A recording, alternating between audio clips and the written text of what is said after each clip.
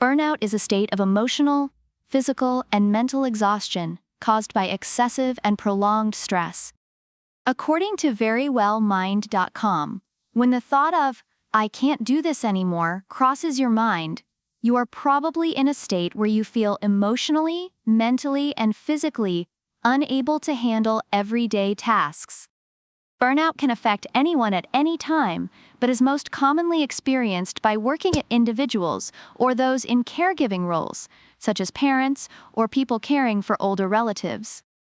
Burnout is not the same as feeling generally tired or overwhelmed. Usually, individuals experiencing burnout have been striving to cope, but then a series of challenges pile up, leaving them feeling unable to continue.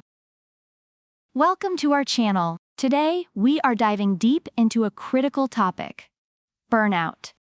Before we begin, if you care about your own mental health, please like this video to show your interest.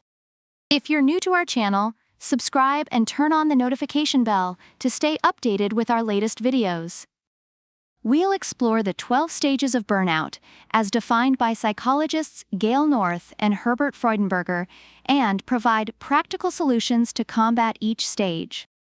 Stage 1. An urgent need to prove yourself. In the earliest burnout phase, there's a strong desire to prove oneself.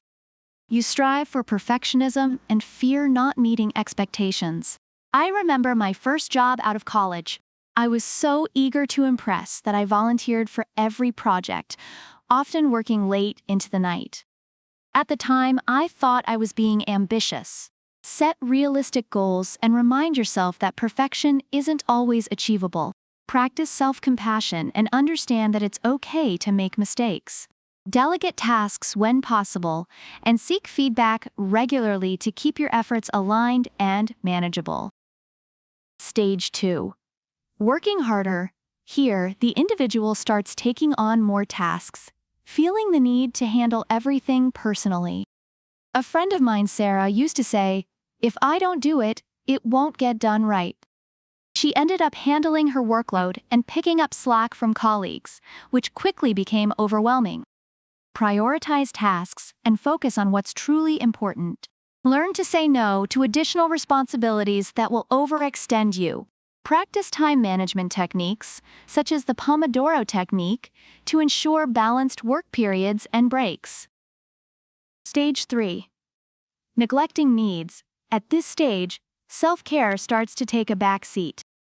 Social activities and hobbies are neglected, and minor mistakes begin to occur. I started skipping my weekly game nights with friends, thinking I needed to focus more on work. Slowly, I lost touch with those friends, and my only focus became work. Schedule regular self-care activities and stick to them.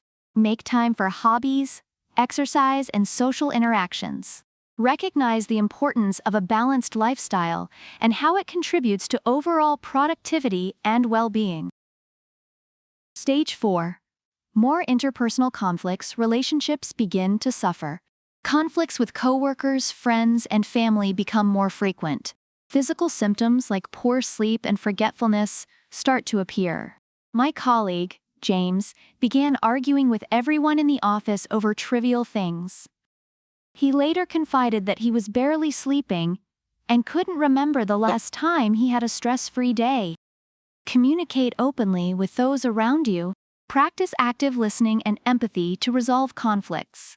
Ensure you are getting enough rest and managing stress through relaxation techniques such as deep breathing or mindfulness exercises. Stage 5.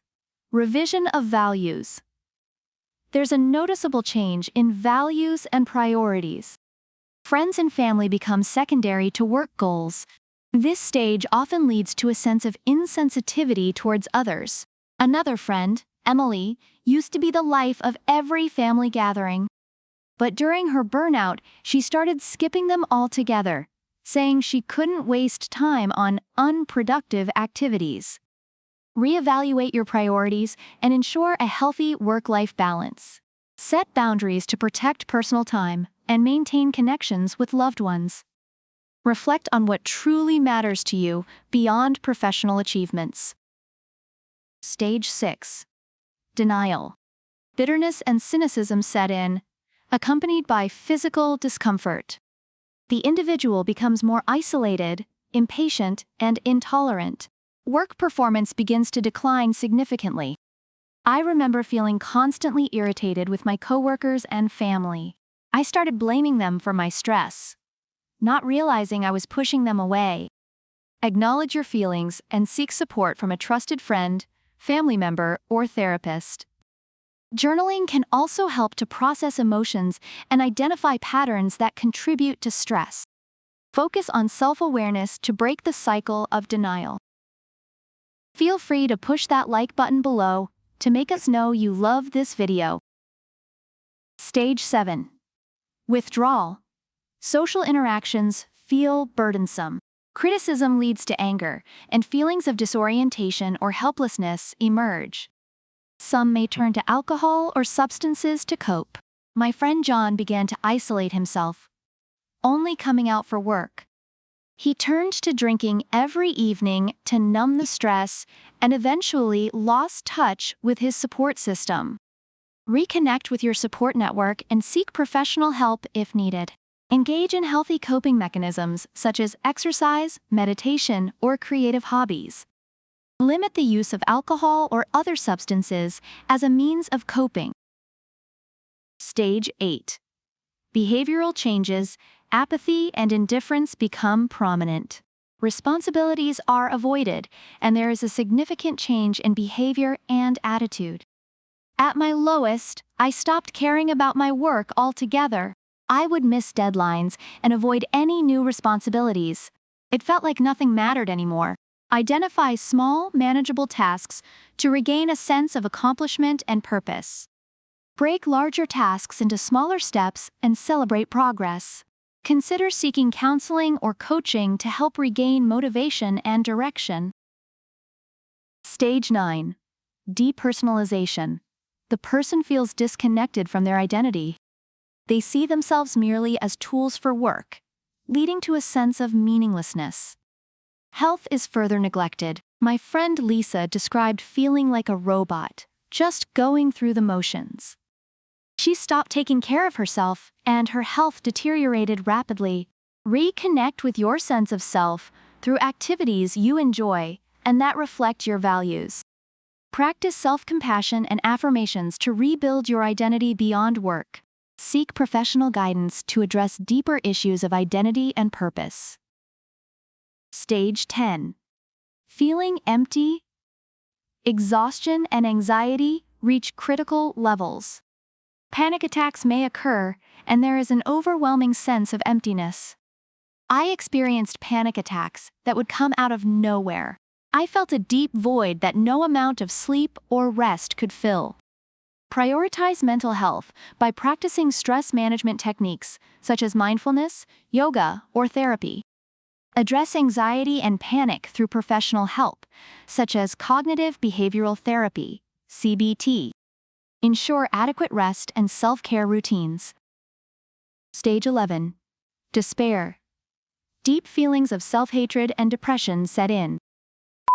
Thoughts may emerge, requiring immediate attention and support. A close friend once confided in me about their thoughts. It was a wake-up call for both of us about the severity of unchecked burnout.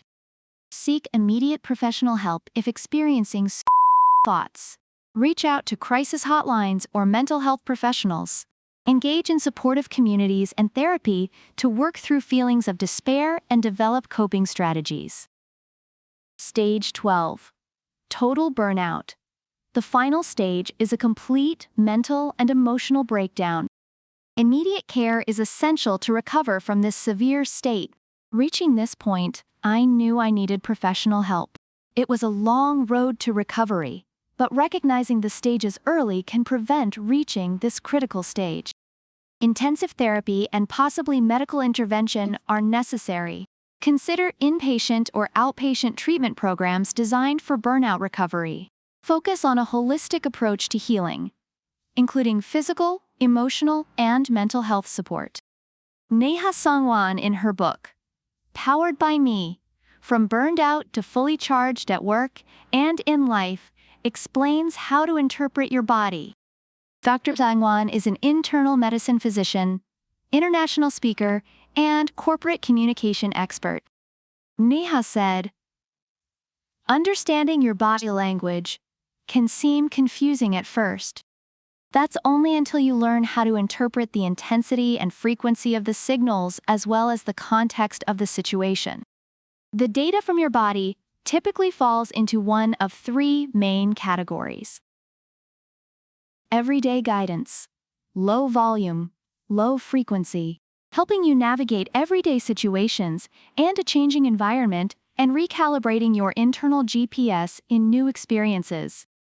These physical signals can show up in many ways: intermittent muscle tension, throat constriction, jaw tightness, and knots in your stomach, to name a few. Chronic depletion, mid-volume, more frequent, alerting you to a drain of energy and lack of alignment in your internal GPS. These physical signals can show up as individual symptoms, such as fatigue, heart palpitations, insomnia, headaches, imbalance, pain, brain fog, forgetfulness, diarrhea, constipation, or a collection of symptoms known as a syndrome.